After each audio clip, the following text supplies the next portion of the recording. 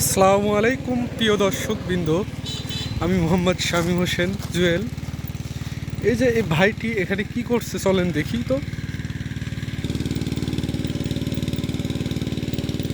আচ্ছা চলেন দেখি উনি ওখানে কি করতেছে।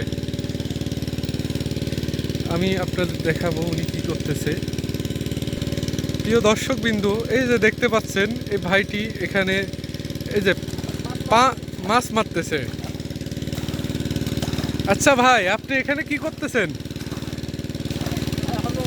বোয়াল মাছ মারতেছি ভাই। অসাধারণ বড় বড় বোয়াল মাছ আমাদের। হ্যাঁ, ভাইটি এখানে বোয়াল মাছ মারতেছে, বিশাল বিশাল বোয়াল মাছ